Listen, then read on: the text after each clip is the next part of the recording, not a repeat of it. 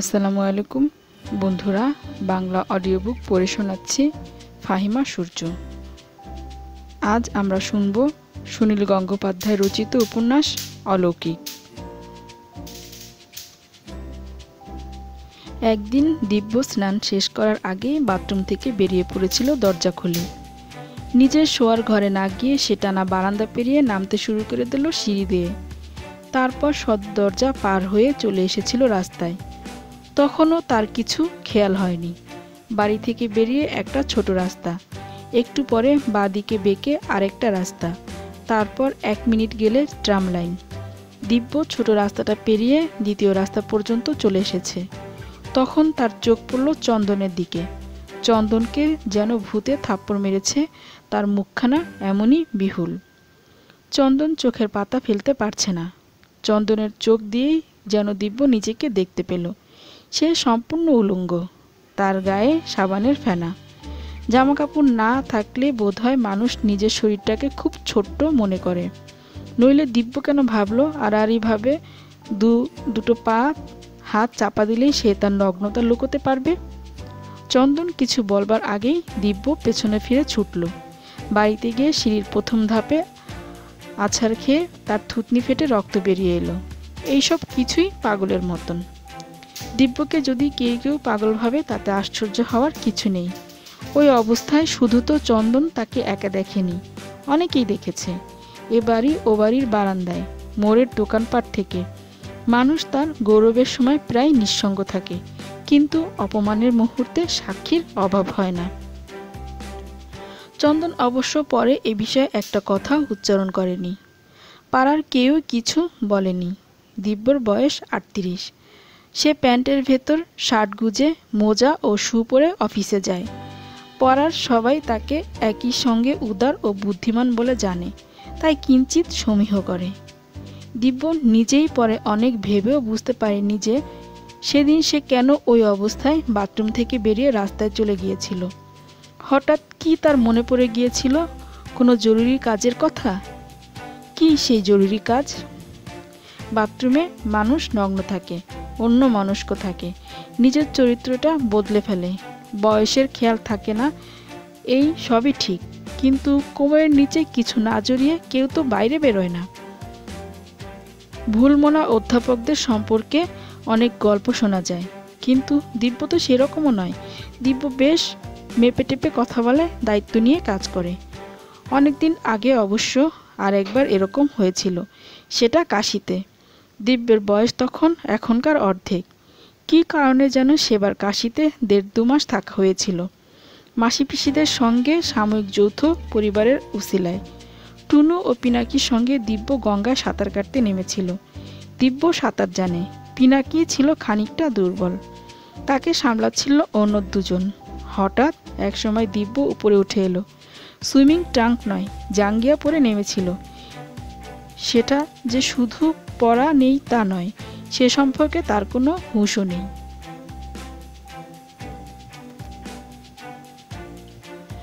জাঙ্গিয়া আপনা আপনি খুলে যাওয়া খুব স্বাভাবিক নয়। দিব্য কি ইচ্ছে করে খুলে ফেলেছিল? তার মনে নেই। কাশীর 10 মেদ ঘাটে সবসময় হাজার লোকের ভিড়। পাগল ভিখিরি ও সন্ন্যাসীর সংখ্যাও যথেষ্ট। দিব্যকে ওই অবস্থায় উঠে আসতে দেখে কেউ হৈ হৈ করে ওঠেনি, কেউ কোনো মন্তব্য করেনি। ওদের স্নেহ মাসি আর রথিন মেশো বসেছিলেন একটু দূরে জামাকাপড় সামলাবার জন্য। আর ছিল 2-3টে বাচ্চা কাচ্চা, পিস্তুত মাস্তুত ভাই বোন। রথিন মেশো হো হো করে হেসে উঠেছিলেন, বাচ্চা কাচ্চারা হাততালি দিয়েছিল। আর স্নেহ মাসিও হাসতে হাসতে একটা তোয়ালে ছুঁড়ে দিয়েছিলেন, বলেছিলেন, এই পাগল, তুই সোজা হয়ে উঠে এলি কেন? রথিন মেশোর হাসির চেয়েও স্নেহমাসির অত হালকা সুরে কথা বলাটাই দিব্য স্মৃতিতে গেঁথে আছে। তখন দিব্যর 19-20 বছর বয়স। সে একটি পূর্ণাঙ্গ যুবক। তাকে ওই অবস্থা দেখেও স্নেহমাসি দিব্যকে একটি শিশুর মতন গ্রহণ করেছিলেন কি করে? পরে অনেকবার স্নেহমাসি হাসতে হাসতে পারিবারিক মজলিসে ওই গল্প বলেছেন। জানো শেষদি, দিব্যটা এমন পাগল, ওই রকমভাবে যে উঠে এসেছে তা খেয়ালই নেই। আমি তোয়ালেটা ছুঁড়ে দিলাম, তা দিয়ে প্রথমে মাথা মুছতে লাগলো। দিব্যর মা অবশ্য বরাবরই এই গল্পটা অবিশ্বাস করেছেন। একমাত্র মেয়েরাই বোধহয় প্রাপ্তবয়স্ক সন্তানের নগ্নতা মেনে নিতে পারেন না। কেন কাশীর গঙ্গা থেকে দিব্য ওই রকমভাবে হঠাৎ উঠে এসেছিল তা সে আজও মনে করতে পারে না। সে তার চৈতন্যের গভীরতম দেশ পর্যন্ত খুঁজে দেখতে রাজি আছে এর উত্তর পাওয়ার জন্য, কিন্তু খানিকটা ডুব দিয়ে সে অন্য চিন্তায় হারিয়ে যায়। আরেকটা ঘটনা ঘটেছিল, সেটা অবশ্য নগ্নতার কিছু নয়, মাত্র 1.5 বছর আগেকার কথা। সেদিন দিব্য খানিকটা মদ্যপান করেছিল, 2.5-3 পেগের মতন। দিব্য অত্যন্ত শিয়ানা মাতাল। যাদের মধ্যে ভদ্রতাবোধ অতি প্রবল তারা সহজে মাতাল হয় না। অফিসের পার্টিতে কিংবা বন্ধু মহলে দিব্য এই রকম একটা বিভ্রান্তিকর খ্যাতি আছে যে 6-7 পেগ হুইস্কি খেলেও দিব্যর পা টলে না, জিভ জড়ায় না। এমনকি একবার বোম্বাই গিয়ে হোটেলে পার্টির হইচইতে 7 পেগ মদ খাওয়ার পর জেনারেল ম্যানেজারের অনুরোধে দিব্য একটা জরুরি চিঠি ড্রাফট করেছিল। তার হাতের লেখা একটুও বদলায়নি। ভাবের present tense 3rd person singular নাম্বারে সে একবারও এস দিতে ভুল করেনি। অফিসে দিব্যর এই চিঠি লেখার গল্প কিংবদন্তি হয়ে আছে। সেই দিব্য এয়ারপোর্ট হোটেলের অফিসের পার্টি থেকে মাত্র 2.5-3 পেগ হুইস্কি খেয়ে হঠাৎ কারোকে কিছু না বলে বাইরে বেরিয়ে একটা ট্যাক্সি ধরেছিল, সোজা যোধপুর পার্ক। কম দূর তো নয়, এর মধ্যে দিব্য একটুও ঘুমে পড়েনি। ট্যাক্সি ড্রাইভারকেও নির্দেশ দিতে একবারও ভুল করেনি। যোধপুর পার্কের রাস্তাগুলো খুব গোলমেলে, বিশেষত গভীর রাত্রে। দিব্য তবু ঠিক বাড়ির সামনে এসে উপস্থিত হয়েছিল। দোতলা বাড়ি, সামনে খুবই সামান্য ক্ষমাপ্রার্থীর মতন এক চিলতে বাগান। হাফ গেট অনায়াসই খোলা যায়। এইসব বাড়িতে হিংস্র কুকুর থাকা খুব স্বাভাবিক। দিব্য সেসব গ্রাহ্যই করেনি। একতলার দরজা কেন খোলা ছিল কে জানে। দিব্য শটান উঠে গিয়েছিল দোতলায়। তারপর বেশ আত্মবিশ্বাসের সঙ্গে কলিং বেলের বোতামে ডান হাতের তর্জনী চেপে ধরেছিল। এ বাড়িতে দিব্য আগে কখনো আসেনি, দূর থেকে 2-1 বার দেখেছে মাত্র। দিব্য কি জানতো ডাক্তার খান্ডেলকর সে রাতে বাড়িতে থাকবেন না? দিব্য পরে বহুবার এ তথ্য স্বীকার করেছে। ডাক্তার খান্ডেলকর কখন কোথায় যান তা দিব্যর জানবার কথা নয়। দিব্য আর ডাক্তার খান্ডেলকরের গ্রহ আলাদা। একটানা কলিং বেল বাজার পর দরজা খুললেন মিসেস খান্ডেলকর। গলা থেকে পায়ের গোড়ালি পর্যন্ত ঝোলা একটা সাদা রঙের রাত পোশাক পরা, মাথার সব চুল খোলা, ক্রিম মাখা মুখখানা চকচকে। এমন পোশাকে এমন প্রসাধনে দিব্য ওই মিসেস খান্ডেলকর নাম্নী রমণীকে আগে কখনো দেখেনি। আসলে সে ওকে এর আগে দেখেছি মাত্র 3 বার, নিছক সৌজন্য। আলাপ বাংলায় কথাবার্তা হলেও আপনি ছেড়ে তুমিতে নামেনি। দরজা খোলার পর সেই শ্বেতবসনা রমণীকে দেখে দিব্য বলেছিল, কেমন আছো মহাশ্বেতা? মিসেস খান্ডেলকর বাঙালি হলেও তার নাম মহাশ্বেতা নয়। কুমারী জীবনে তার নাম ছিল অনসুয়া রায়। প্রগাঢ় বিস্ময়ে তিনি কিছুক্ষণ কোনো কথাই বলতে পারলেন না। দিব্য ফট করে 10টা জানালা খোলার মতো অনেকখানি হেসে বলেছিল, তুমি ভালো আছো তো? সেই খবরটা নিতে এলাম। শ্রীমতী খান্ডেলকর বললেন, what happen to you? Are you or I and is some travel? Are you lost? Divya বলল, no no no, nothing happen to me, I was just passing through. ভাবলাম তোমার খবরটা একবার নিয়ে যাই। শ্রীমতী খান্ডেলকর এবার বাংলায় বললেন, কিন্তু এত রাত্রিরে আপনি এদিকে কোথায় যাচ্ছিলেন? আপনার বাড়ি তো মানিকতলায়। মানিকতলা যেন একটা দুর্বোধ্য শব্দ। এইভাবে দিব্য একদৃষ্টে তাকিয়ে রইল শ্রীমতী খান্ডেলকরের দিকে, কোনো উত্তর দিল না। আপনার সঙ্গে গাড়ি আছে? মহাশ্বেতা, তুমি ভালো আছো? আপনি মহাশ্বেতা কাকে বলছেন? আপনার নিশ্চয়ই ভুল হয়েছে, ভুল জায়গায় এসেছেন। কিচ্ছু ভুল হয়নি। তুমি নিজেকে চেনো না? তুমি কাদম্বীর একটা চরিত্র, মনে নেই? তুমি কেমন আছো আজ? আপনি বাড়ি যান। না, আমি আজ এখানেই থাকবো, তোমার সঙ্গে সারা রাত গল্প করব। প্লিজ কথা বলবেন না। আপনার সঙ্গে যদি গাড়ি না থাকে আমার চিন্তা হচ্ছে আপনি কি করে ফিরবেন, কিন্তু এখানে থাকা সম্ভব নয়। আপনি একটু বুঝবার চেষ্টা করুন। শ্রীমতী খান্ডেলকর যদি তার মুখের উপর দরজা বন্ধ করে দিতেন তাহলে দিব্য নিশ্চয়ই সেই দরজায় আবার দুমদুম করে ধাক্কা দিত। উনি যদি রুড়ো ব্যবহার করতেন, দিব্য চেষ্টা করত জোর করে ভেতরে ঢুকে পড়তে, কিন্তু উনি দরজা খোলা রেখে মুখে এমন একটা বেদনার্ত দাবির ভাষা ফোটালেন যে দিব্য তখনই মরমে মরে গেল। কোনো রকম বিদায় না জানিয়ে সে ছুট দিয়েছিল নিচের দিকে। ট্যাক্সির দিব্যর জন্য অপেক্ষা করেছিল না, সে থাকতেও বলেনি। দিব্য সে ব্যাপারে চিন্তাই করল না। সে আঁকাবাঁকা পায়ে হাঁটতে লাগলো। একটা কথাই শুধু ঘুরছিল তার মাথায়, খান্ডেলকরের বাড়িতে অন্তত 2-3 জন দাসদাসী থাকবে। এত রাত্রে বেল দেওয়ার পর অনসুয়া, না মহাশ্বেতা নিজেই কেন দরজা খুলে দিল?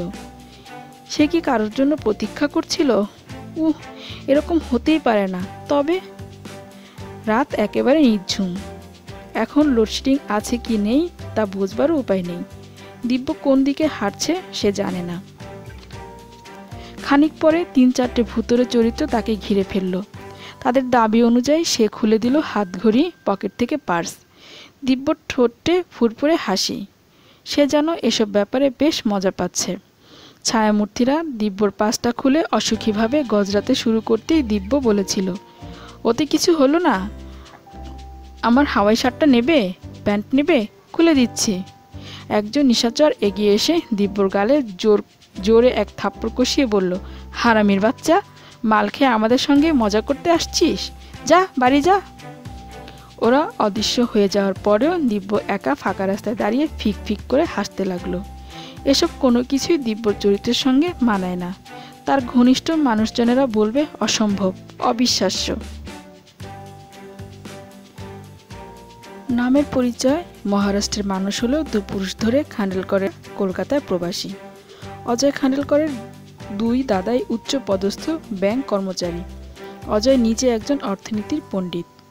ওর বোন একটি বাংলা সংবাদপত্র সম্পাদকের স্ত্রী। অজয় খান্ডেলকর দক্ষিণ কলকাতার একটি স্কুল থেকে হায়ার সেকেন্ডারি ফার্স্ট হয়েছিলেন। ইংরেজি ও বাংলায় সেবারে পেয়েছিলেন সর্বোচ্চ নম্বর।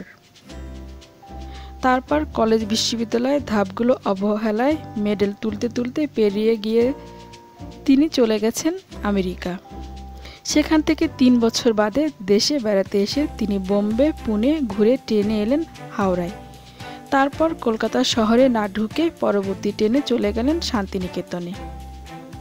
অনসুয়ার সঙ্গে এর আগে কলকাতায় তার 2 বার মাত্র দেখা হয়েছিল। সৌজন্যমূলক আলাপ পরিচয় হয়েছিল, তার বেশি কিছু নয়। অজয় খান্ডেলকরের আশঙ্কা ছিল অনসুয়া তাকে চিনতে পারবে কিনা।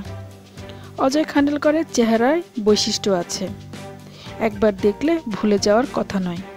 প্রায় সাহেবদের মতন ফর্সা রং, মেদহীন লম্বা শরীর, লম্বাটে মুখ, তীক্ষ্ণ নাক, অত্যন্ত গাঢ় ভুরু। সম্ভবত ওই ভুঁড়ির জন্যই তার চোখ দুটি বেশি উজ্জ্বল দেখায়। তার বাংলা উচ্চারণে সামান্যতম আড়ষ্টতা নেই। পূর্বপল্লীর গেস্ট হাউসের প্রায় উল্টো দিকেই অনসুয়াদের বাড়ি। হঠাৎ দেখা হওয়ায় অনসুয়া খুব বেশি খুশি হয়ে উঠেছিল। আপনি আমেরিকা চলে গিয়েছিলেন কেন? কবে ফিরলেন? ফিরিনি এখনো। শান্তিনিকেতনে আপনার কোনো লেকচার আছে বুঝি? একটু দ্বিধা না করে সহাস্য মুখে অজয় খান্ডেলকর বলেছিলেন, না, আমি শুধু আপনার সঙ্গে দেখা করার জন্য এসেছি। এরকম কথা অনেকেই বলে। অনসুয়া এটাকে হালকা রসিকতা হিসেবেই নিয়েছিল। তাদের বাড়িতে ডেকে এনে অজয় খান্ডেলকরকে সে চা খাওয়ালো, পরিচয় করিয়ে দিল বাবা মায়ের সঙ্গে। অজয় খান্ডেলকর স্কুলে পড়বার সময় একবার শান্তিনিকেতনে এসেছিলেন বটে, কিন্তু ভালো করে তার দেখা হয়নি সেবার। অনসুয়াই হলো তার গাইড। এক সাইকেল রিক্সায় ঘুরতে লাগলো দুজনে। অনসুয়ার ডাকনাম হাসি। শান্তিনিকেতনে ডাকনামটাই বেশি চলে। রবীন্দ্রনাথের আমলে এখানে যে আন্তর্জাতিক আবহাওয়া ছিল তা এখনও মুছে যায়নি। রবীন্দ্র ভবনের সামনে একজন বৃদ্ধ সুইডিশ অনসুয়াকে হাতছানি দিয়ে ডেকে বললেন, হাসি, শোনো, তোমার সঙ্গে আমার প্রয়োজনীয় কথা আছে। সাইকেল রিক্সা থেকে নেমে অনসুয়া গেল সেই বৃদ্ধের সঙ্গে কথা বলতে। অজয় খান্ডেলকর চুপ করে বসে রইলেন। মনে হলো যেন তিনি তখন গভীর চিন্তায় মগ্ন। ওই সময়টুকু পেয়েই তিনি একটা জটিল অঙ্কের সমাধান খুঁজছেন। মিনিট 5 পর অনসুয়া ফিরে আসতেই তিনি হালকা গলায় বললেন, এখানে সবাই আপনাকে হাসি বলে ডাকছে। আমিও সেই নামে ডাকতে পারি? স্বচ্ছন্দে। আমার আসল নামটা আমার নিজেরই তেমন পছন্দ নয়। কে রেখেছিল ওই নাম? আমার জ্যাঠামশাই। তিনি এখানে সংস্কৃত পড়াতেন। জ্যাঠিত দিদির নাম শকুন্তলা। এখন বাঙালি মেয়েদের 3 অক্ষরের নামটাই ফ্যাশন, তাই না? না, 2 অক্ষরের। তারপর কণিকা বন্দ্যোপাধ্যায়ের বাড়ি। শ্রীনিকেতন ঘুরে আসবার পথে হঠাৎ অজয় খান্ডেলকর এক জায়গায় সাইকেল রিক্সা থামাতে বললেন। একটা জলাশয়ের পাশে বড় আম গাছতলায় দাঁড়ালেন দুজনে। একটুক্ষণ চুপ করে থাকবার পর অজয় খান্ডেলকর বললেন, আমি 14,000 মাইল দূর থেকে আপনাকে একটা কথা বলার জন্যই এখানে এসেছি। এখানে বসে আমি আপনার কথা অনেক চিন্তা করেছি। কথাটা ঠিক কিভাবে বলতে হয় আমি জানি না। যদি কিছু ভুল হয় আপনি অপমানিত বোধ করবেন না। হাসি, আমি আপনাকে আমার স্ত্রী হিসেবে পেতে চাই। পুরুষদের প্রণয় নিবেদন শোনার পূর্ব অভিজ্ঞতা ছিল অনসুয়ার। তবু তার কানের ডগায় উষ্ণতা এসেছিল, মুখ রক্তিম হয়েছিল। যাহ, এসব কি কথা বলছেন? না না না, আপনাকে এক্ষুনি কিছু উত্তর দিতে হবে না। আপনি ভালো করে চিন্তা করে দেখুন। আপনার সঙ্গে আমার মাত্র কয়েকদিনের আলাপ, তাতে কিছু যায় আসে না। এলগিন রোডে ডক্টর মৈত্রের বাড়িতে আপনার সঙ্গে আমার প্রথম দেখা হয়েছিল, মনে আছে? আপনি গান গেয়েছিলেন 2টো। সে গানের লাইনও আমি বলে দিতে পারি। শুনুন, আমি মিথ্যে কথা বলছি না। আমেরিকায় বসে আমি আপনার কথা অনেক ভেবেছি, তারপর এই সিদ্ধান্ত নিয়েছি। আপনার সিদ্ধান্ত নেওয়ার জন্য আপনি সময় নিন।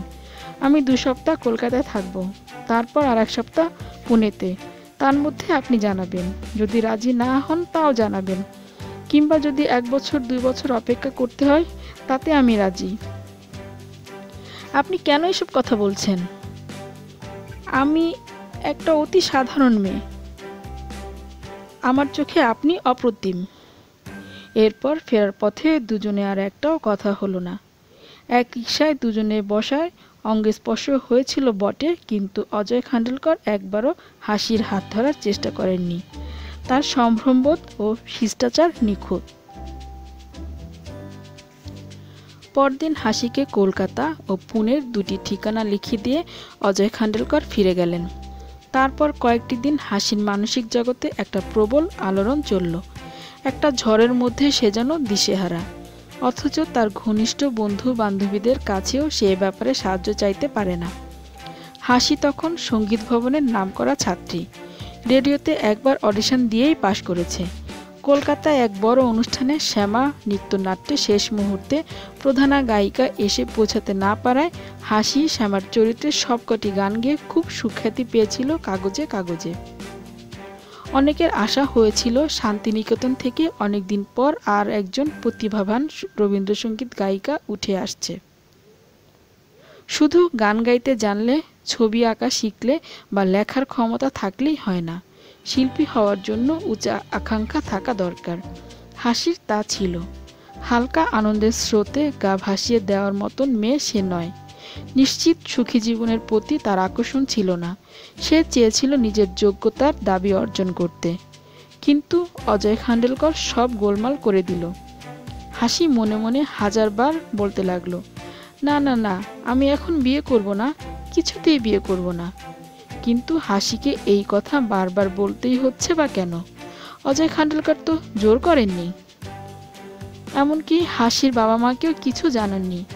মাঠের মধ্যে আম গাছতলায় দাঁড়িয়ে অতি সংক্ষেপে একটি প্রস্তাব দিয়ে গেছেন মাত্র। তারপর দূরে সরে গেছেন। এখন হাসি তো তাকে কোনো উত্তর না দিলেই পারে। এসব ক্ষেত্রে নীরবতাই প্রত্যাখ্যান। অজয় খান্ডেলকরের কলকাতা বাসের 2টি সপ্তাহ কেটে গেল। হাসি চিঠি লেখেনি বটে, কিন্তু প্রতিটি দিন সে গুনেছে। এবারে অজয় যাচ্ছেন পুনেতে। সেখানে আর মাত্র 7 দিন। শুধু সুপুরুষ আর গুণবানই নয়, অজয়ের চরিত্র ও ব্যবহারে এমন একটা কিছু ছিল যা হাসিকে চুম্বকের মতন টেনেছে। এরই নাম কি প্রেম? কেন সর্বক্ষণ হাসি ওই মানুষটির কথাই ভাবছে? 14,000 মাইল দূর থেকে একজন মানুষ এখানে এসেছিল শুধু হাসির সঙ্গে দেখা করার জন্য। পুনে থেকে একটা টেলিগ্রাম এলো হাসির নামে। হাসি তখন বাড়ি ছিল না। তার বাবা সেটি সই করে নিয়েছিলেন, কিন্তু খোলেননি। হাসি বাড়ি ফেরার পর তিনি জিজ্ঞেস করলেন, পুনেতে তোর কোনো বন্ধু আছে রে? হাসির সারা শরীর কেঁপে উঠেছিল। হাসি তার মুখের ভাব লুকাতে পারে না। তার কান্না পেয়ে যাচ্ছে কেন? বাবার সামনেই টেলিগ্রামটা সে খুলল। অজয় জানিয়েছে, আমার ফ্লাইট পরশুদিন রাত্রে। আমি কি কিছুই না জেনে ফিরে যাব? বাবা জিজ্ঞেস করলেন, কে? হাসি কিছুই উত্তর না দিয়ে ছুটে গেল বাড়ি থেকে। এবারে একবার তাকে তপনের কাছে যেতেই হবে। বাবা মাও বন্ধুর মতন, কিন্তু এখনই সে বাবা মাকে কিছু খুলে বলতে পারবে না। সব পুরুষ মানুষই প্রেমিক হওয়ার যোগ্য হয় না। তপন সেই রকম একজন। সে হাসির যত না বন্ধু, তার চেয়ে বেশি ভক্ত। হাসি যে মাটি দিয়ে হেঁটে যায়, কেউ যদি বলে তপন ওই মাটি জিভ দিয়ে চাটতো, তপন তা পারবে। কিন্তু তপন কোনোদিন বলতে পারবে না, হাসি আমি তোমাকে ভালোবাসি, তুমি আমার হও। লাইব্রেরি থেকে তপনকে হাসি টেনে আনলো। দুজনে চলে গেল রেল লাইনের ধারে। তারপর তপনকে সব খুলে বলল। তপনের একমাত্র চিন্তা হাসি যেন কিছুতেই কষ্ট না পায়। হাসির মুখ ম্লান হলে তপনেরও মুখ ম্লান হয়ে যায়। কি হয়েছে হাসি? হাসি ঝরঝর করে কেঁদে ফেলল। সে একটা কথাও বলতে পারছে না। তপন চুপ করে চেয়ে রইল হাসির মুখের দিকে। তার বুকটা মুচড়ে উঠছে। কিসের যেন একটা সম্ভাবনা হঠাৎ কাঁপিয়ে দিচ্ছে তাকে। একটু পরে নিজেকে সামলে নিয়ে হাসি বলল, তপন, আমি জানতাম না রে, আমার মনটা এত দুর্বল। আমি কিছুতেই নিজেকে সামলাতে পারছি না। আমাকে তুই সব খুলে বল। আমাকে একজন ডাকছে, আমি যেতে চাই না, তবু আমাকে যেতেই হবে। কে ডাকছে? কদিন আগে একটি মারাঠি ছেলে এসেছিল, তুই দেখেছিলি? যাকে নিয়ে আমি সাইকেল রিক্সায় ঘুরছিলাম। হ্যাঁ দেখেছি, ভালো নাচেন বোধ হয়, তাই নয়? চেহারা দেখে তাই মনে হয়। ধুত, নাচ গান কিছু জানে না, অঙ্কের পণ্ডিত, আমেরিকা থাকে বুঝলি। আমার সঙ্গে কলকাতায় সামান্য একটু আলাপ হয়েছিল, আমার গান শুনেছিল, কোনোদিন আমাকে চিঠি লেখেনি, কিছু না। আমেরিকাতে বসে নাকি শুধু আমার কথাই ভেবেছে। সেখান থেকে এই যে সেদিন এলো আমার সঙ্গে দেখা করার জন্য। তুই এটা বিশ্বাস করতে পারিস? না। কেন তুই তাকে অবিশ্বাস করবি? তুই তার সঙ্গে একটু কথা বললেই বুঝতে পারতিস সে মিথ্যে কথা বলার মানুষ নয়। সে তোকে নিয়ে যেতে চায়? হ্যাঁ। কোথায়? বোম্বেতে? কি জানি কোথায়। তুই কি পাগল হয়ে গেছিস হাসি? ওরকম চোখের ভালো লাগা তো অনেকেরই লাগে। এখানে কতজন তোকে? তপন, আমি সত্যি পাগল হয়ে গেছি রে। ওই সেই যে শান্তিনিকেতন থেকে চলে গেল, তারপর প্রত্যেক দিন জেগে থাকার সবটা সময় আমি শুধু ওর কথাই ভেবেছি। এ যেন একটা চুম্বক, আমাকে অনবরত টানছে। আমি কিছুতেই নিজের মনটা ফেরাতে পারছি না অন্যদিকে। তুই আমাদের ছেড়ে চলে যাবি? না না না, আমি শান্তিনিকেতন ছেড়ে কিছুতেই যাব না। আমি গান ছাড়তে পারবো না, আমি তোকে ছাড়তে পারবো না। আমি শুধু ওকে আরেকবার দেখতে চাই। এরপর তপনের হাত দিয়েই একটা টেলিগ্রাম পাঠালো হাসি। অজয়কে লিখল, বিদেশ ফেরার আগে আপনি আরেকবার শান্তিনিকেতন আসতে পারবেন? দুদিন পরে আবার একটি সাইকেল রিক্সা এসে থামলো হাসিদের বাড়ির সামনে। হাসি তখন ক্লাস করতে গেছে।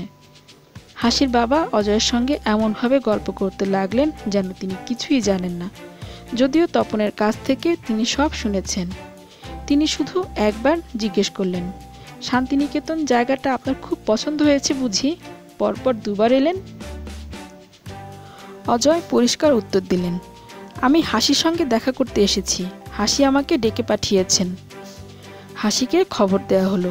সে এসে অজয়কে দেখিয়ে যেন রাগে জ্বলে উঠল, যেন অজয় একজন অনভিপ্রেত অতিথি। সে বেশ কঠোরভাবে জিজ্ঞেস করল, আপনি এখানে ফিরে এলেন? আপনার আজই দেশ ছেড়ে চলে যাওয়ার কথা ছিল না? অজয় হেসে বললেন, তাহলে কি অন্য কেউ মজা করার জন্য আপনার নামে আমার কাছে একটা টেলিগ্রাম পাঠিয়েছিল? হাসির বাবা অল্প বয়সীদের এইসব গোলমালের মধ্যে থাকতে চাইলেন না। তিনি ঘর থেকে বেরিয়ে যাচ্ছিলেন। হাসি তাকে ডেকে বলল, বাবা শোনো, এই লোকটা আমাকে বিরক্ত করছে, জ্বালিয়ে মারছে। এর জন্য আমি রাত্রিরে ঘুমাতে পর্যন্ত পারছি না। অজয় তৎক্ষণাৎ চেয়ার ছেড়ে উঠে দাঁড়িয়ে হাত জোর করে বললেন, আপনার মেয়েকে যদি আমি বিরক্ত করে থাকি সেজন্য ক্ষমা প্রার্থনা করছি। অনুগ্রহ করে এবারের মতন আমাকে মার্জনা করুন। আমি শপথ করছি আমি জীবনে আর কোনোদিন এই শান্তিনিকেতনে পা দিব না। অজয়ের নম্র বিষণ্ণ স্বর শুনে বাবা পর্যন্ত বিচলিত হয়ে বললেন, না না না, আপনি কিছু মনে করবেন না। আমার মেয়েটা একেবারে পাগল, কখন যে কি করে মাথার ঠিক নেই। আপনি বসুন, চাটা শেষ করুন। কিন্তু অজয় আর দাঁড়ালেন না। হাসির দিকে একবারও না তাকিয়ে তিনি বেরিয়ে গেলেন। বিকেলের আগে ট্রেন নেই। দুপুরটা অজয়কে ট্যুরিস্ট লজে কাটাতে হবে। দরজা বন্ধ করে তিনি ঘুম দিলেন। একটু পরেই দরজায় দুমদুম শব্দ হলো। দরজা খুলতেই হাসি ঝড়ের বেগে ঢুকে মাটিতে হাঁটু গেড়ে বসে পড়ে বলল, আপনি আপনি অতি নিষ্ঠুর। কেন বললেন যে জীবনে আর কোনো দিন শান্তিনিকেতনে পা দেবেন না? শান্তিনিকেতন কি আমার একলার? গুরুদেবের জায়গায় যে কেউ আসতে পারে। অজয় কিছু না বলে একদৃষ্টে তাকিয়ে রইলেন হাসির মুখের দিকে। হাসি আবার বলল, তুমি শান্তিনিকেতন ছেড়ে যেও না, তুমি এখানেই থাকো। বিদেশ যাওয়ার কি দরকার? আমি শান্তিনিকেতন ছেড়ে যেতে পারবো না। সেই প্রথম অজয় এগিয়ে এসে হাসির হাত ধরে টেনে তুলে তাকে বুকের উপর এনে বললেন, তুমি চলো, কয়েক বছর মাত্র আমরা বিদেশে থাকবো, তারপর আবার আমরা ফিরে আসব। তোমার গান বন্ধ হবে না। অত্যন্ত সংক্ষিপ্ত বিবাহ উৎসবের পরই অজয় ফিরে গেলেন আমেরিকায়। হাসিকে থেকে যেতে হলো পরীক্ষার জন্য। পরীক্ষার আর 3 মাস বাকি, কিন্তু সেই সময়টাই হাসির মনে হলো বিরাট লম্বা।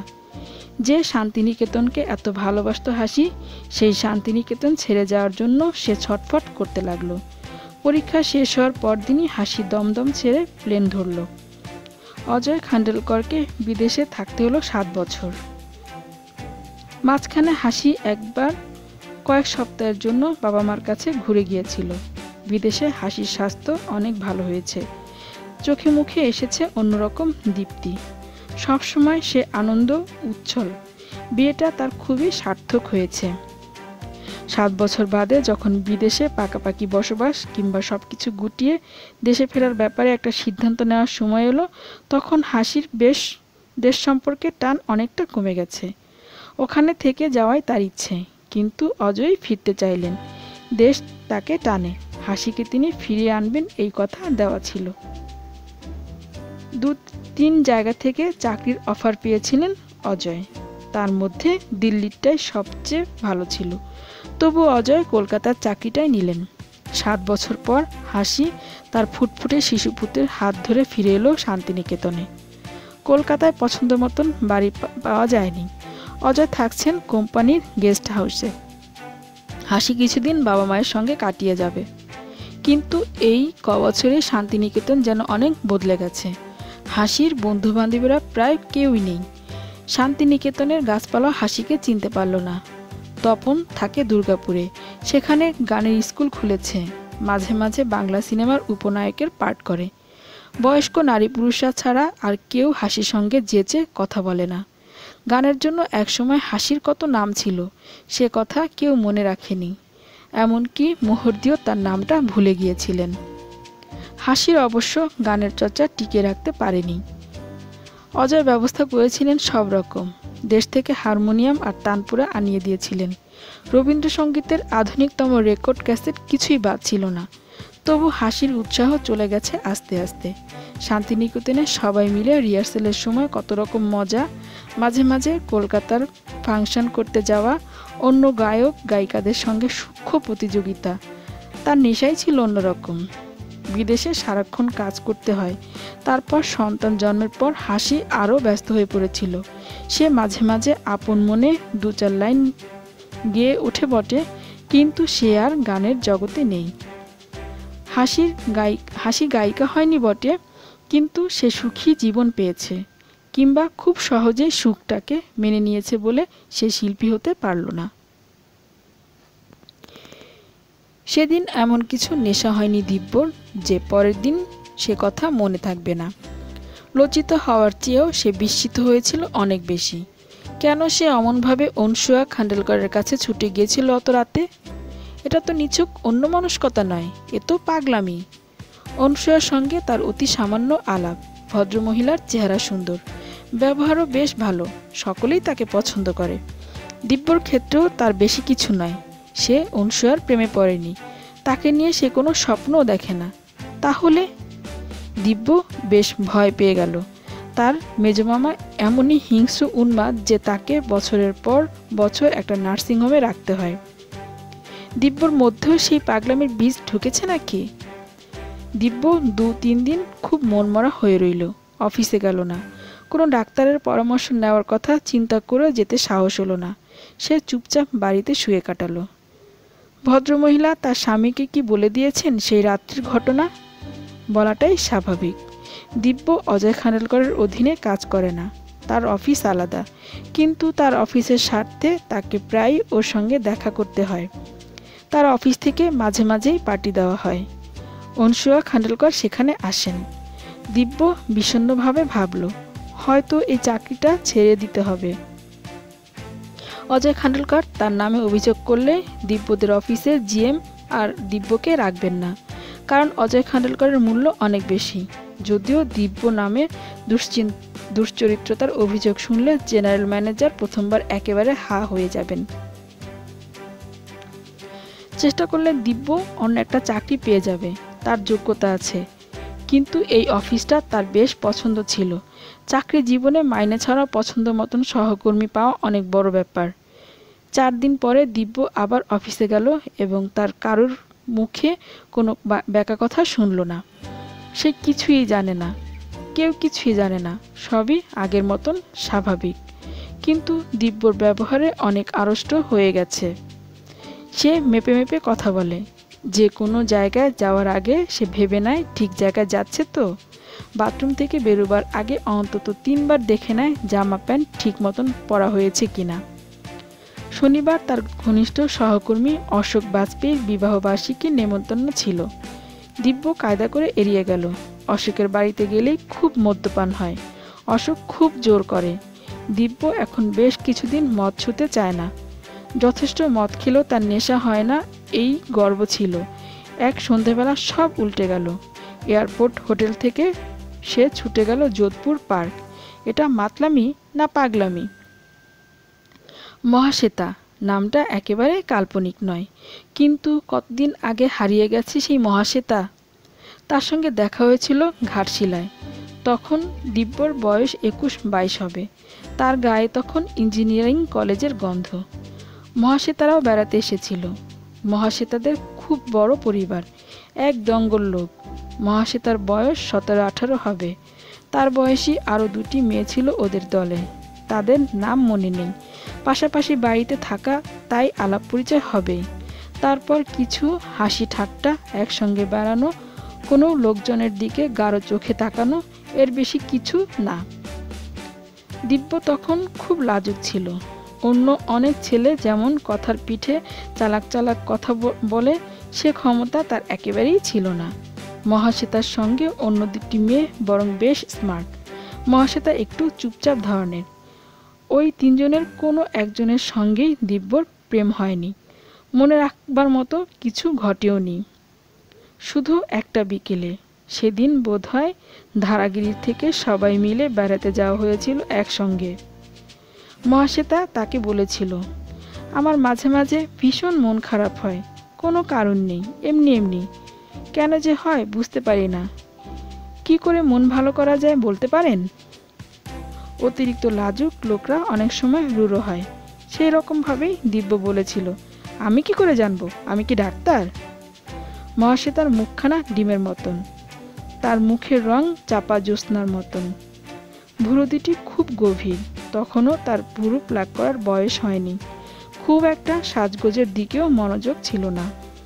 গভীর ভুরু দুটি তুলে আহত বিস্ময়ের সঙ্গে সে বলেছিল, বাহ, শুধু ডাক্তাররাই বুঝি মন খারাপের কথা বোঝে, আর কেউ বোঝে না? এই যে বিকেলের আলো কমে আসছে, একটা দিন চলে যাচ্ছে, আকাশটা কীরকম হারিয়ে যাচ্ছে, এই সময়টায় আমার মন বেশি খারাপ হয়। আপনার হয় না? দিব্য বলেছিল, না। মহাশ্বেতা বলেছিল, আপনি বুঝি খুব গোয়ার? শুনেছি গোয়ার লোকদের মন খারাপ হয় না। আপনার সত্যি কখনো হয় না?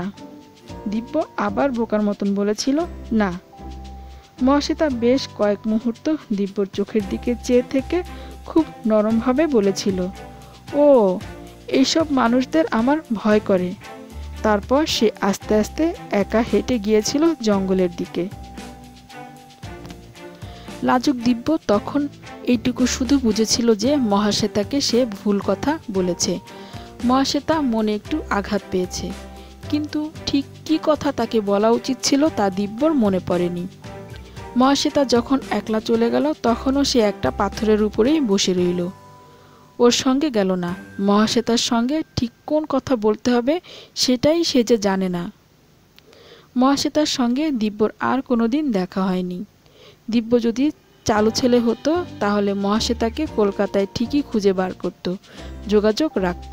কিন্তু দিব্য তখন ফাইনাল পরীক্ষা নিয়ে ব্যস্ত হয়ে পড়ল। মাঝে মাঝে ধারাগিরির কাছে সেই বিকেলটার কথা মনে পড়ত। মহাশ্বেতাকে কি উত্তর দেওয়া উচিত ছিল? বছর দেড়েক বাদে দিব্যর ছোট বোন একদিন বলল, দাদা, ঘাটশিয়াল সেই যে মহাশ্বেতা বলে একটা মেয়ের সঙ্গে আলাপ হয়েছিল মনে আছে? ইস, কি কাণ্ড! মহাশ্বেতার লম্বাটে মুখখানা চোখের সামনে ভেসে উঠেছিল দিব্যর। হ্যাঁ, তাকে মনে আছে। অন্য কোনো কারণে নয়, একটা প্রশ্নের উত্তর দিতে পারিনি বলে। দিব্য জিজ্ঞেস করল, কি হয়েছে তার? রিনি বলল, আজ কাগজে দেখনি? সে আত্মহত্যা করেছে। কাগজে লিখেছে বিশ্ববিদ্যালয়ের ছাত্রী মহাশ্বেতা সেনগুপ্ত স্লিপিং পিল খেয়েছে। তার আত্মহত্যার কারণ জানা যায়নি। তৎক্ষণাৎ দিব্যর মনে পড়ে গিয়েছিল মহাশ্বেতার প্রশ্নের সঠিক উত্তরটা। দিব্যর বলা উচিত ছিল, আমাকে তোমার মন খারাপের খানিকটা ভাগ দাও, গোয়ার লোকদের শিখিয়ে দাও কি করে মন খারাপের ভাগ নিতে হয়। সেই দিন ধারাগিরির কাছে বিকেলে ঠিকঠাকভাবে মহাশ্বেতাকে এই কথাটা বলতে পারলে হয়তো সে আত্মহত্যা করতো না। হয়তো এই প্রশ্ন সে আরও কারোর কাছে করেছে, কেউ সঠিক উত্তর দেয়নি। তারপর কতদিন কেটে গেছে, একেবারে হারিয়ে গেছে মহাশ্বেতা। দিব্য তার বুকের মধ্যে কোনো অপরাধবোধ পুষে রাখেনি। কেনই বা রাখবে? অনসূয়ার সঙ্গে তো মহাশ্বেতার কোনো মিল নেই। যতদূর সে জানে অনসূয়া খান্ডেলকরের জীবন খুব সুখী আর পরিতৃপ্ত। দিব্য তার কাছে কেন গিয়ে বলবে? না, দিব্য কিছুতেই তার নিজের ব্যবহারের যুক্তি খুঁজে পায় না। সোমবার দিব্য অফিসে গিয়েই শুনল যে অজয় খান্ডেলকর তাকে ডেকে পাঠিয়েছেন। জেনারেল ম্যানেজার বললেন, শোনো দিব্য, মিস্টার খান্ডেলকর তোমাকে বেশ পছন্দ করেন, আমি আগেও লক্ষ্য করেছি। তোমাকে একটা কাজ করতে হবে। মিস্টার খান্ডেলকরকে আমরা উইথ ফ্যামিলি কাশ্মীরে একটা গুড ট্রিটমেন্ট দিতে চাই। ওখানে আমরা একটা সেমিনারের আয়োজন করব। সেটা হবে প্রধানত ওরই জন্য। তোমাকে খুব কায়দা করে কথাটা পারতে হবে, উনি যেন বুঝতে না পারে যে ওর জন্য স্পেশাল কিছু করা হচ্ছে। তুমি ওর কাছ থেকে একটা ডেট নিয়ে এসো। তুমি এটা পারবে, আমি জানি। দিব্য মৃদু হেসে বলল, আচ্ছা, আমি চেষ্টা করব। দিব্য অবশ্য মনে মনে ঠিকই বুঝেছে, শুধু তাকে আলাদা করে ডাকার মানেটা কি। অজয় খান্ডেলকর খুব কড়া ধরনের নীতিবাগীশ মানুষ। বাইরে অত্যন্ত ভদ্র, কিন্তু নিজের বিশ্বাসে সবসময় স্থির থাকেন। এইবারে তিনি দিব্যকে নিজের চেম্বারে বসিয়ে গায়ের ঝাল ঝাড়বেন। দিব্যকে হয়তো আজই চাকরিটা ছাড়তে হবে। তবু সে ঠিক করলো তার যাওয়া উচিত, নইলে ছিচকে অপরাধীর মতন মনে হবে নিজেকে। অজয় খান্ডেলকর যা খুশি বলার পর সে ক্ষমা চাইবে। অজয় খান্ডেলকর বসেন চৌরঙ্গী অঞ্চলের উঁচু বাড়ির 16 তলায়।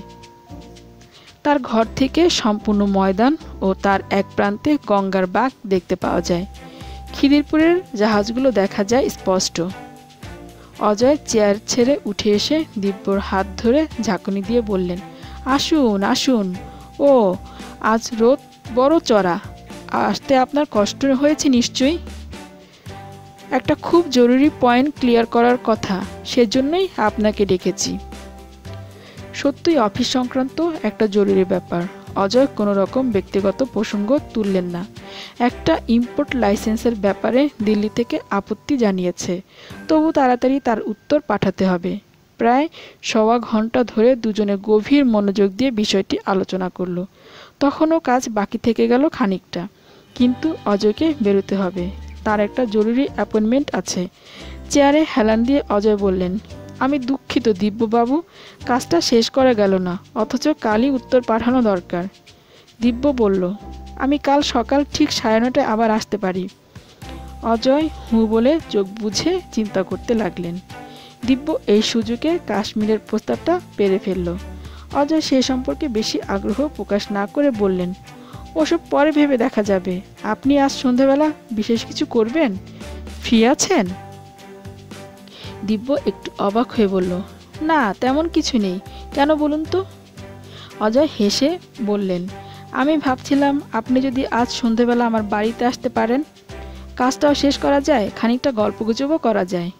অফিসের সময়টা তো আমরা সবাই যন্ত্রের মতন, তাই না? যেন আমাদের কোনো সামাজিক পরিচয় নেই। দিব্য চুপ করে চেয়ে রইল। কোনো অসুবিধা আছে? না। তাহলে চলে আসুন। আমার বাড়ি চেনেন তো? এই 7:30 নাগাদ। হ্যাঁ, আমাদের ওখানেই খেয়ে নেবেন। তাহলে ওই কথা রইল। দিব্য একবার জানালা দিয়ে ময়দানের দিকে তাকালো। এত উঁচু থেকে সব কিছুই সুন্দর দেখায়। এখান থেকে আত্মহত্যা করা কত সোজা, একটু ভয় করবে না। বাইরে বেরিয়ে এসে দিব্যর মনে হলো অজয় খান্ডেলকর কি একটা ফাঁদ পেতে তার মধ্যে দিব্যকে টেনে নিয়ে যাচ্ছেন। কিন্তু তার ব্যবহারে কোনো রকম ধূর্ততার চিহ্ন নেই। তার এই যে ভালো মানুষী ব্যবহার, এর সবটাই অভিনয় হতে পারে। কিন্তু অজয় খান্ডেলকর অফিসের কাজে কোনোদিন কারোকে বাড়িতে নেমন্তন্ন করেছেন এরকম শোনাই যায় না। তবে কি সমস্ত ব্যাপারটাই স্বপ্ন? সেদিন রাতে দিব্য যায়নি যোধপুর পার্কে, কিন্তু তার মানি ব্যাগ, ঘড়ি খোয়া গিয়েছিল। অফিস একটু ছুঁয়েই বাড়ি চলে এলো দিব্য। তারপর বেশ খানিকক্ষণ ঘুমালো। ঘুম থেকে উঠে খুব ভালোভাবে স্নান করলো। ঘুম আর স্নান এ দুটোতেই মন বেশ স্নিগ্ধ থাকে অনেকক্ষণ। মনের এইরকম অবস্থায় নিজে বেশি কথা না বলে অন্যের কথা শুনতে ইচ্ছে হয়। সাদা ট্রাউজার আর সাদা শার্ট পরল। সাদা পোশাকেও বেশ উৎফুল্ল লাগে তার। ঠিক 7:30টায় সে এসে পৌঁছলো যোধপুর পার্কে। আশ্চর্য, আজ তাকে বাইরে খুঁজে পেতে ট্যাক্সি নিয়ে বেশ ঘুরতে হলো খানিকক্ষণ। পাজামা ও পাঞ্জাবি পরে অজয় খান্ডেলকর বসবার ঘরেই অপেক্ষা করছিলেন। দিব্য ঢুকতেই তিনি সহাস্য বললেন, একটা ভালো খবর আছে। ইম্পোর্ট লাইসেন্সের সেই প্রবলেমটা সলভ করে ফেলেছি এর মধ্যেই। ফাইলটা আপনাকে দিয়ে দিচ্ছি, কাল সকালেই পাঠিয়ে দেবেন, কেমন? দিব্য তখনও বসেনি। ফাইলটা হাতে নিয়ে সে ভাবল, তাহলে আর এখানে থাকার তো কোনো প্রয়োজন নেই, এখন চলে গেলেই তো হয়। সে বলল, থ্যাংক ইউ স্যার, আমি আসি তাহলে। অজয় ব্যস্ত হয়ে বললেন, না না, সে কি, বসুন। আমি তো আপনাকে সোশ্যালি ইনভাইট করেছি, ভালোই হলো। অফিসের কথাবার্তা আর বলতে হবে না, তাই না? দিব্যর মনে হচ্ছে সত্যই সে একটা ফাঁদে পড়ে এসেছে। অজয় খান্ডেলকরের তীক্ষ্ণ বুদ্ধির সঙ্গে সে পাল্লা দিতে পারছে না। কি জানিনি? অজয় জিজ্ঞেস করলেন, আপনাকে কি ড্রিঙ্কস দেব? অনেক অনুরোধও দিব্য কোনো রকম মদ নিতে রাজি হলো না। সে একটা নরম পানীয় নিয়ে অল্প অল্প চুমুক দিতে লাগলো। অজয় জিজ্ঞেস করলেন, একটা কিছু গান দেওয়া যাক। আপনি গান ভালোবাসেন নিশ্চয়ই। কোন ধরনের গান? রবীন্দ্রসঙ্গীত? দিব্য মাথা নাড়ল। অজয় একটা ক্যাসেট রেকর্ডার কাছে নিয়ে এসে বললেন, আপনি কি জানেন আমার স্ত্রী একসময় ভালো রবীন্দ্রসঙ্গীত গাইতেন? দিব্য মাথা নেড়ে জানালো যে সে তা জানে না। আমি ছোটবেলা থেকেই রবীন্দ্রসঙ্গীতের ভক্ত।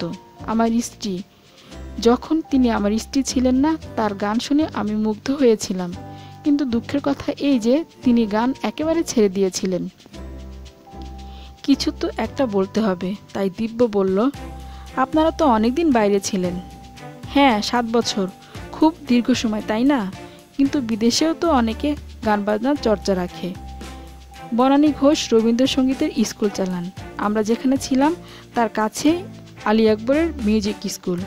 আমার স্ত্রী তবু গেল না। দিব্য ক্রমশ আড়ষ্ট হয়ে যাচ্ছে। অজয় খান্ডেলকর শুধু স্ত্রীর প্রসঙ্গে কথা বলছেন, এজন্যই তিনি দিব্যকে ডেকে এনেছেন। অজয় ক্যাসেট রেকর্ডারটা চালিয়ে দিলেন। নারী কণ্ঠের একটা গান শুরু হলো। দিন যায় যায় রে, টানা সুরের গান, গভীর বিষাদে ভরা, কণ্ঠস্বর খুব গভীর। গানটা যেন এই গায়িকার একেবারে বুকের ভেতর থেকে উঠে আসছে। দিব্যর কাছে এই কণ্ঠস্বর অচেনা। দুজনে নিঃশব্দে গানটি শুনল। ওই একটা গান শেষ হওয়ার পরই অজয় যন্ত্রটা বন্ধ করে দিলেন। দিব্য জিজ্ঞেস করলো, এটা কার গান? হাসি রায়ের। আপনি নাম শুনেছেন? না, হাসি রায়ের ভালো নাম ছিল অনসুয়া। এখন তিনি আমার স্ত্রী। এই গানটা উনি গেয়েছেন 4 দিন আগে। প্রায় 5.5 বছর পর আমি ওর গলায় একটা পুরো গান শুনলাম, রাত্রির বেলা। অনেক রাত্রি তখন, 2-2:30 হবে। ঘুম ভেঙে গেল। আমি দেখি আমার স্ত্রী জানালার ধারে দাঁড়িয়ে আছেন। এই গানটা গাইতে গাইতে তার চোখ দিয়ে টপ টপ করে জল পড়ছে। আমাদের বিবাহিত জীবনে তাকে কোনোদিন কষ্ট পেতে দেখিনি। আমি তাকে সব রকম সুখে রাখতে চেয়েছি। বরং আমারই মনে একটা দুঃখ ছিল উনি গান ছেড়ে দিয়েছেন বলে। কেন গান ছেড়ে দিয়েছিলেন? জানি না, কোনোদিন তো বলেননি। সেদিন মাঝরাতে ওকে এই গানটা গাইতে শুনেই আমি ক্যাসেটটা চালিয়ে দেই। তারপর গান শেষ হলো। উনি তবু জানালার ধারে দাঁড়িয়ে কাঁদতে লাগলেন। দিন যায় যায় রে। গানের কথাগুলো লক্ষ্য করেছেন? তাহলে কি ওর দিনগুলো এইরকম দুঃখেই কাটছে যা আমি খবর রাখি না? আমি তখন হাসির কাছে গিয়ে আস্তে জিজ্ঞেস করলাম, তোমার কিসের এত দুঃখ? আমি কি কিছু ভুল করেছি? উনি ঝরঝর করে কেঁদে ফেলে আমার বুকে মাথা রাখলেন। আমি তার চুলে হাত বোলাতে লাগলাম। তারপর একটু সামলে নিয়ে উনি বললেন, সত্যি আমার কোনো অভাব নেই, দুঃখ নেই। কিন্তু কদিন আগে একজন লোক এসে আমার মন খারাপ করে দিয়ে গেছে। দিব্য সামনে ঝুঁকে পড়ে ব্যাকুলভাবে বললেন, মিস্টার খান্ডেলকর, আমি। অজয় তাকে বাধা দিয়ে বললেন, দাঁড়ান, আমি আগে শেষ করে নিই। হাসির মুখে ওই কথা শুনে আমি স্বাভাবিকভাবেই অবাক হলাম। জিজ্ঞেস করলাম, রাত্রিবেলা একজন লোক এসেছিল? কে? হাসি বললেন, ঘটনাটা তোমাকে জানাতে চাইনি। ড্রিঙ্ক করে কেউ কেউ মাঝে মাঝে এরকম পাগলামি করে, পরের দিন সেজন্য খুব লজ্জা পায়। এ নিয়ে বেশি রাগারাগি বা কোনো রকম অ্যাকশন নেওয়া উচিত নয়। দিব্য ছেলেটিকে 2-1 দিন যা দেখেছি এমনিতে খুব ভদ্র। সে রাত্রিরে এসে আমার সঙ্গে কোনো রকম অসভ্যতা করেনি, শুধু বারবার বলছিল, তোমার নাম মহাশ্বেতা। কেন ওরকম বলছিল? তারপর থেকেই আমার ভীষণ মন খারাপ লাগছে। আমি কিছুতেই মনটা ঠিক করতে পারছি না। আমার কান্না এসে যাচ্ছে। দিব্য মাথা নিচু করে বসে রইল। অজয় একটুক্ষণ চুপ করে থেকে বলল, আপনি কেন এসেছিলেন আমি জানি না, জানতে চাই না, কিন্তু আপনি আমার উপকারই করেছেন। আপনি হাসির গলা থেকে আবার গান বার করে এনেছেন। দাঁড়ান, হাসিকে ডাকি। অজয় চট করে চলে গেলেন ভেতরে। দিব্য একলা বসে থেকে মরমে মরে যেতে লাগলো। এখন কি করা উচিত, কি বলা উচিত, কিছুই সে বুঝতে পারছে না। প্রায় 5 মিনিট বাদে শ্রীমতী অনসুয়া খান্ডেলকর ঘরে ঢুকলেন একা। মুখখানা দেখে মনে হয় বিষাদ প্রতিমা। দিব্য সামনে এসে বসলেন। দিব্যর হাত পা কাঁপছে। জীবনে সে কখনো এত নার্ভাস বোধ করেনি। কেন সে এখানে এলো? পরদিনই তার চাকরি ছেড়ে দিয়ে কলকাতার বাইরে চলে যাওয়া উচিত ছিল। মুখ তুলে দিব্য গভীর আবেগের সঙ্গে বলল, আমি দুঃখিত। সেদিনের ব্যবহারে যদিও অমার্জনীয়, তবু আমি আন্তরিকভাবে ক্ষমা চাইছি। হাসি অস্ফুট স্বরে জিজ্ঞেস করল, আপনি কেন এসেছিলেন? আমি জানি না, বিশ্বাস করুন, আমি কোনোদিন কারোর সঙ্গে এরকম, আমি নিজেই আমার ব্যবহারে মানে বুঝতে পারছি না। কেউ যেন আমাকে জোর করে টেনে এনেছিল। মহাশ্বেতা কে? আপনি কেন বলছিলেন আমার নাম মহাশ্বেতা? তাও আমি ঠিক জানি না। আপনাকে বিশ্বাস করতেই হবে। আমি ভেবেচিন্তে কিছু করিনি। কেন যে আপনাকে মহাশ্বেতা বললাম? ওই নামে কেউ ছিল? ছিল, অনেক দিন আগে হারিয়ে গেছে। ওকে নিয়ে আপনার নিশ্চয়ই অনেক কষ্ট ছিল বুকের মধ্যে। সেই কষ্টটা আপনি আমাকে দিয়ে গেলেন। আমি কিছুতেই ভুলতে পারছি না ওই নাম। কেন আমাকে মহাশ্বেতা বলেছিলেন?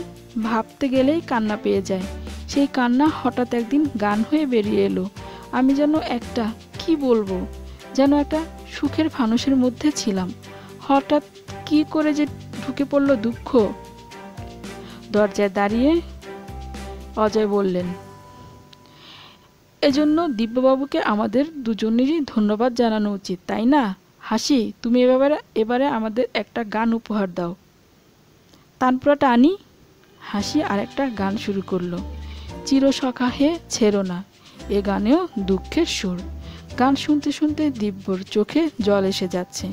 কবে কোথায় হারিয়ে গেছে মহাশ্বেতা। এখন তার মুখটাও আর দিব্যর মনে নেই। তবু সেই মহাশ্বেতার মন খারাপ কি করে যেন সুর হয়ে ঝরে ঝরে পড়ছে হাসির কণ্ঠ দিয়ে। হাসি এখন সত্যই মহাশ্বেতা।